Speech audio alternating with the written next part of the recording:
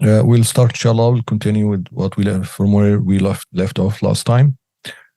أعوذ بالله من الشيطان الرجيم بسم الله الرحمن الرحيم والصلاة والسلام على سيدنا محمد وعلى آله وصحبه وسلم تسليما كثيرا. We reached this point here. We talked about most of the Muqadimat so far.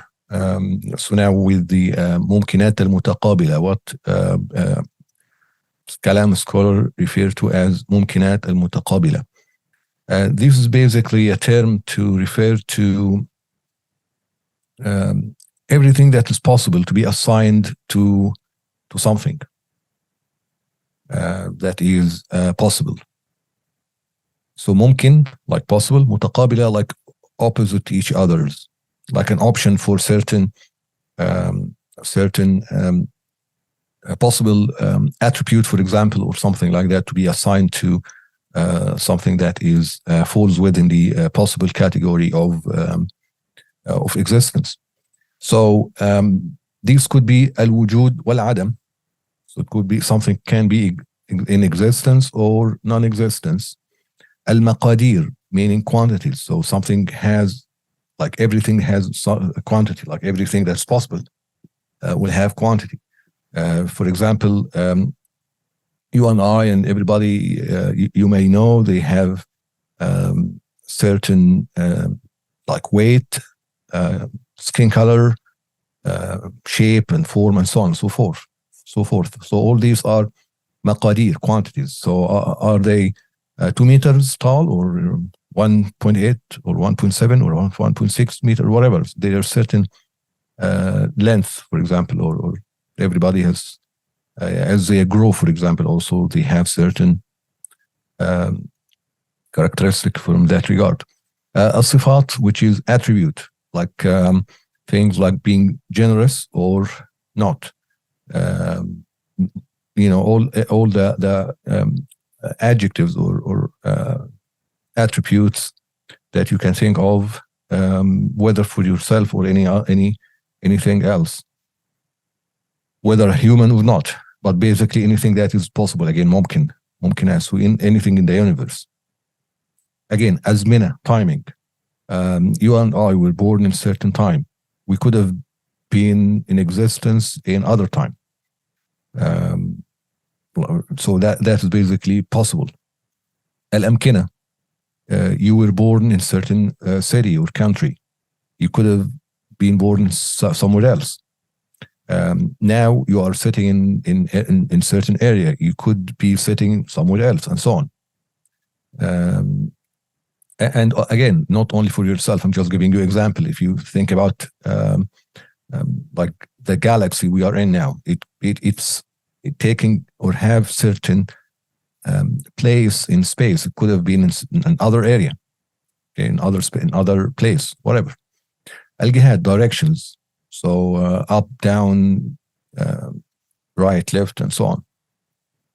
So all these are mumkinat, and mutaqabila, opposite, means something will. It's like you're having think of it about if you, for example, are creating something or doing something, like if you are crafting, if you are into crafting or whatever, you are doing a craft. First of all, you start that craft, so it wasn't, and then it became, and then you gave it certain quantities from shape, length, and weight, and so on, and then you gave it certain attributes, color, and you know, again, and so on and so forth. Whether it's smooth, is not smooth, and so on. You started doing it or creating it in certain time, and it took you certain time to finish, and so on. You started it in certain place. After you finished with it, you put it in certain place. You moved it from here to here, and so on. Al-jihad, you put it up, you put it down, you put it left, right, you move it around. So directions. Again, so all these are something that you could have like choose to do it in certain in certain way or another. So the way that you created it now is basically because you decided to do it now and in that shape, in that way, and give it certain characteristic and so on and so forth. You could have decided to do it in certain other time and so on. And this is important, as we will see, because the universe is possible, and everything that we see around it, see around us and in the universe, will have to have something or something from these categories. And all these categories, as you can see, or as you heard me repeatedly say, it could be something or the other. Why it is that thing, not the other, or why it is this other, or not the previous one, and so on. Why? There is always a why, and that why is basically meaning there is something or somebody decided to do it this way. All right. And this is important for sure, because it proves the existence of God subhanahu wa ta'ala. All right, moving on to the next Muqaddimah, some attributes of Allah subhanahu wa ta'ala. So the Shaykh here is starting with al-Qudra, the power, eternal power. And he's defining it as an attribute to Allah subhanahu wa ta'ala by which any possible thing can come to existence or non-existing existence in according to the will of Allah subhanahu wa ta'ala, al-irada. Wal-irada, the will of Allah subhanahu wa ta'ala, again, is attribute by which تخصيص الممكن. تخصيص الممكن. تخصيص meaning giving a decision about it to be one of these. Like what, not one of these, like to be what exactly within each of these categories. So this is the will of Allah subhanahu wa ta'ala. Allah subhanahu wa ta'ala decided to create you. So now you are created. Decided to give you and create you in a certain way, shape, or form, and give you certain attributes, and create you in certain place and time, and you are in certain direction from anything else around you. Okay, so all this is basically according to al-irada. So irada is al-mukhassis. That's why we say mukhassis. Takhsis. Takhsis is specifying something to be in according to certain criteria, or to be in certain criteria, in as per Allah's will and decision subhanahu wa ta'ala. Okay. And as we are going to see later when we talk about these Muqaddimat in more detail, that it is impossible for something to exist without mukhassis, without something to specify it, because it has that thing. Anything you look around you will have something like that, as we said. Okay, so who decided it to be in this way? It cannot just pop into existence like that. Okay, so anyway, so the irada, the will of Allah subhanahu wa ta'ala, is the attribute by which any possible thing is being specified. ببعض ما يجوز عليه على وفق الإرادة. ببعض ما يجوز عليه. What does ببعض ما يجوز عليه? In according to, or to be in a certain way within what it could, can be given to it. Okay. والعلم, which is the knowledge of Allah subhanahu wa ta'ala, again it's an attribute. ينكشف بها المعلوم على ما هو به. ينكشف means it's uncovered. المعلوم, anything that is become known or will be or is known. على ما هو به. على ما هو به means as is, as it is. So maybe you know something, you think you know it, but actually it is not exactly like what you think it is, or you think you know.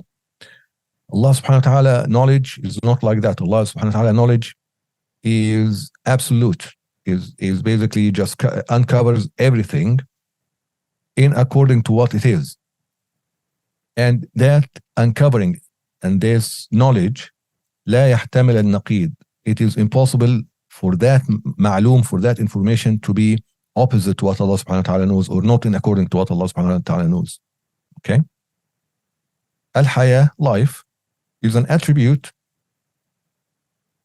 تصحح لمن قامت به أن يتصف بالإدراك. Now, everything that we talked about so far, العلم is إدراك, is recognition. Allah subhanahu wa ta'ala recognizes something and uncovers. And uncover even is not the proper word, because it was not covered and then became uncovered. It's already uncovered from the start in ilm Allah subhanahu wa ta'ala. Even before it exists, Allah subhanahu wa ta'ala knows everything before it creates it. So anything like, or anyone who's been or has this attribute of al-ilm and al-irada and the qudra must be alive. There is nothing dead that has ilm, nothing dead that will have irada, nothing dead that will have qudra, for example. So الحياة is a صفة تصحح لمن قامت به أن يتصف بالإدراك. Meaning, if something has حياة, then this attribute will make it will enable that thing to be to have the idrak attribute, to have like recognition and recognizing attribute. Why did he say idrak? Because there are some people, like as we were going to say, as we're going to see, people will add idrak as a separate attribute. Others will say, no, it's basically just al-ilm, basically, and there is no different or other separate attribute for it. والسمع, hearing, again, صفة ينكشف بها كل موجود على ما هو به. Like that, the ilm, however, the uncovering and the idrak and uncovering, wherever which way you're gonna like go with it, in terms of whether you're gonna affirm like a different attribute or not, like idrak and the ilm and knowledge. As-sam' is basically another attribute by which things are uncovered as it is, but in a way that is not like the ilm, not the ilm idrak, not the ilm uncovering. That is the sama'. Wal-basar is like it, like the sama'. Basar is seeing. Again, I'm like, you can go to the Kharida and listen to the detailed explanation of all these attributes. And also we're gonna like talk a little bit more about them when we come to the detailed explanation of Muqadimat. والإدراك على القول به مثلهما. والإدراك على القول به. على القول به. So for those who said or affirmed it as an attribute, it is basically like the same, but in a different way. All right.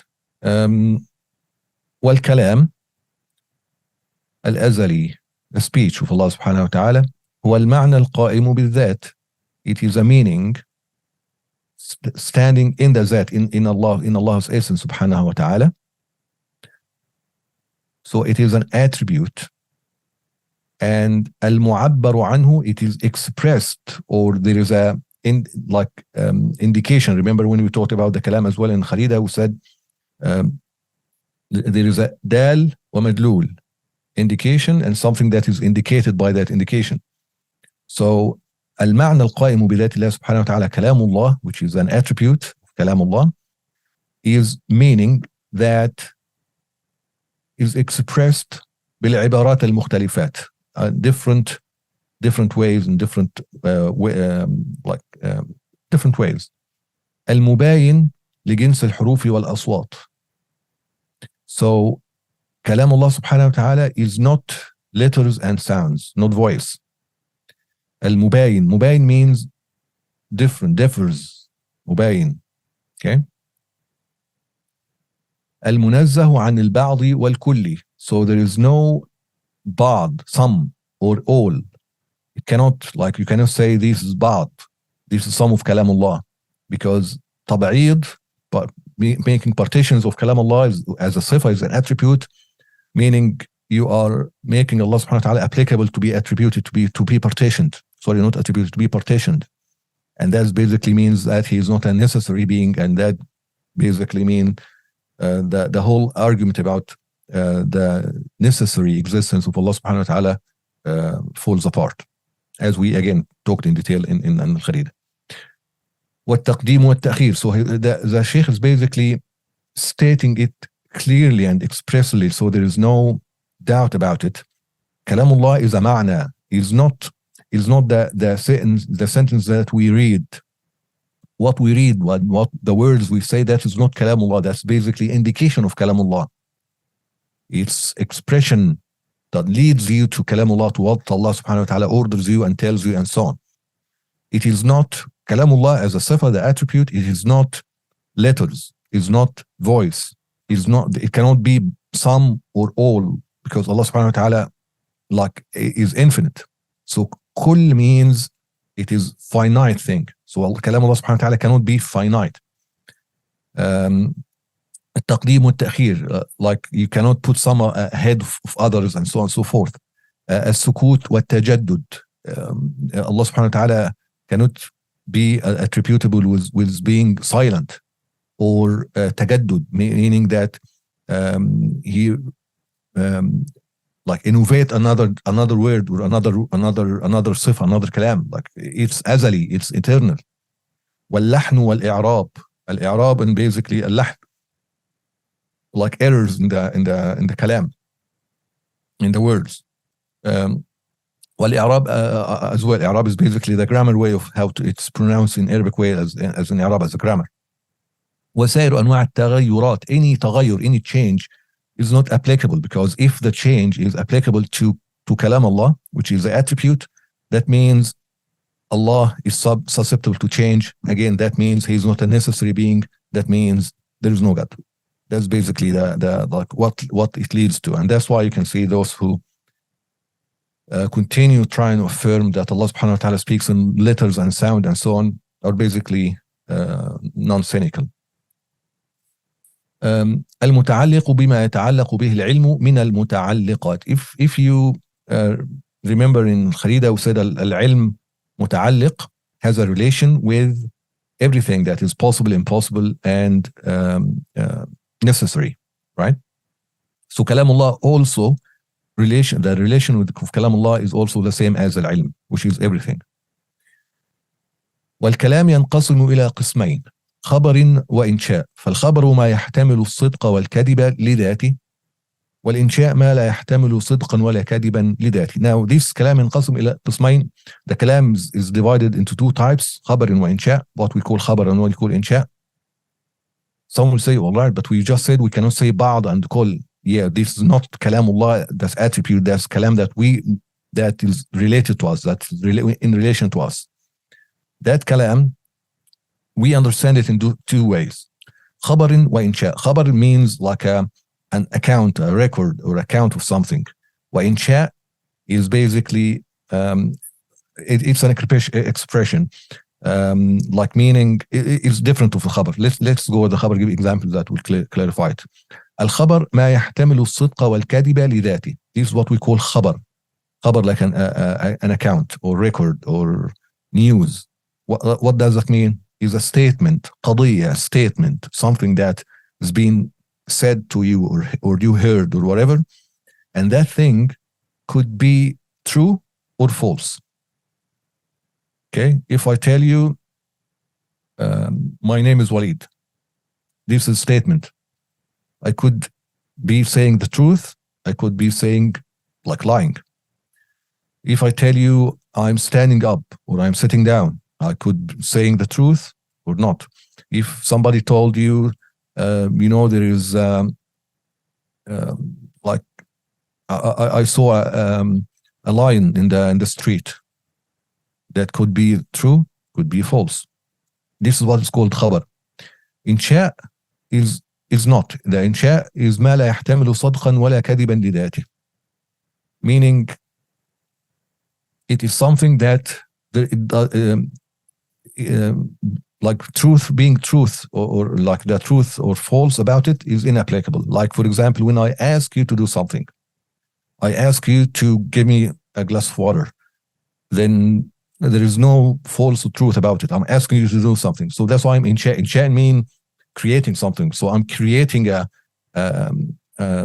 statement or creating something that I want you to do, for example.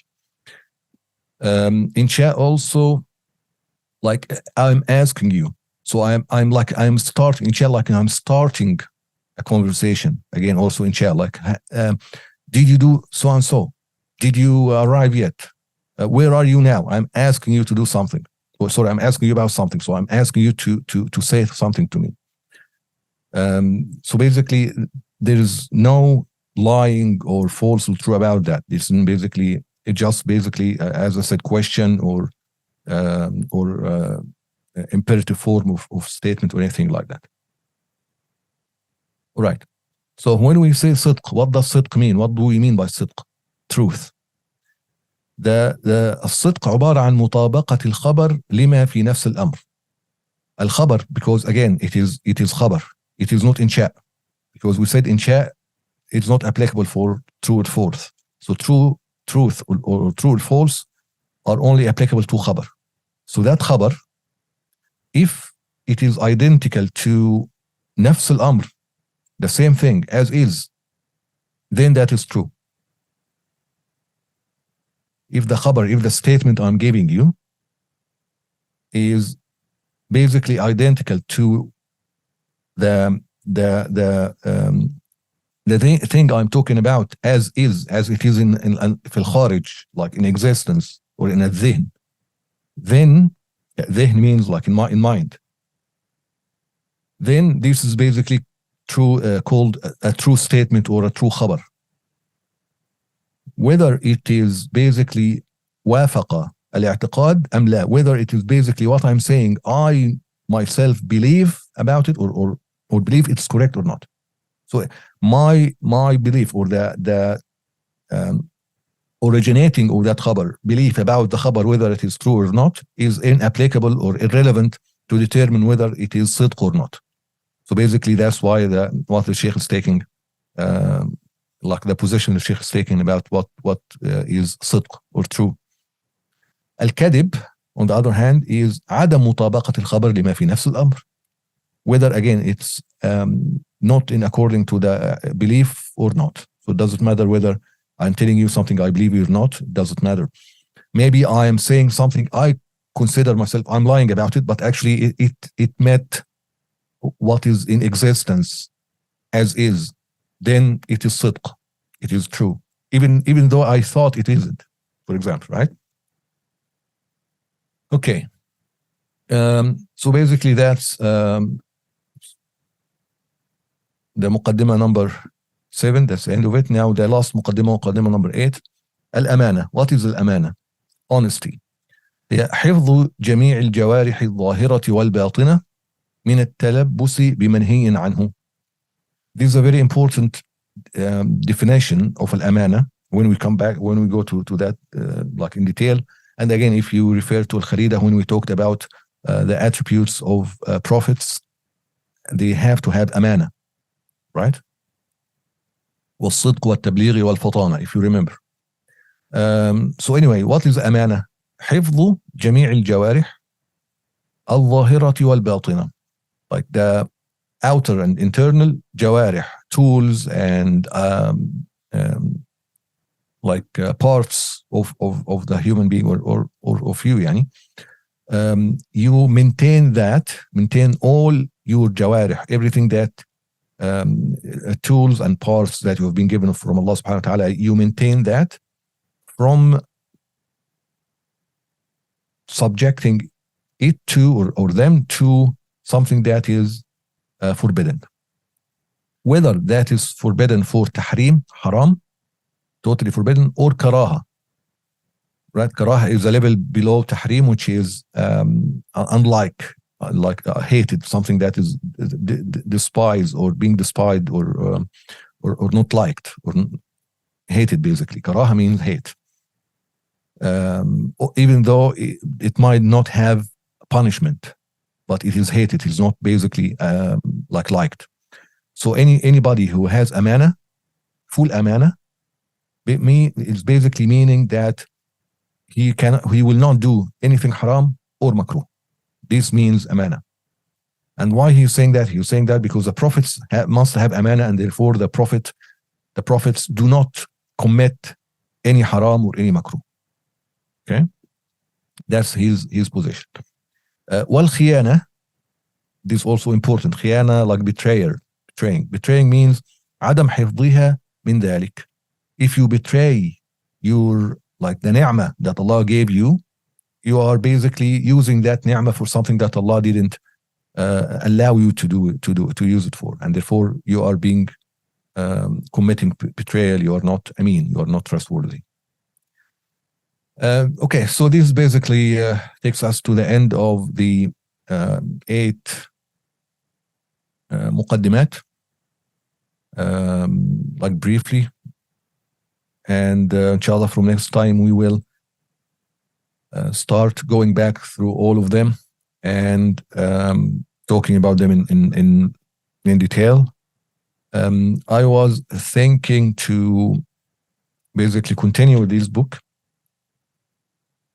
that we talked about before. It has a very good like annotation and comments especially from Dr.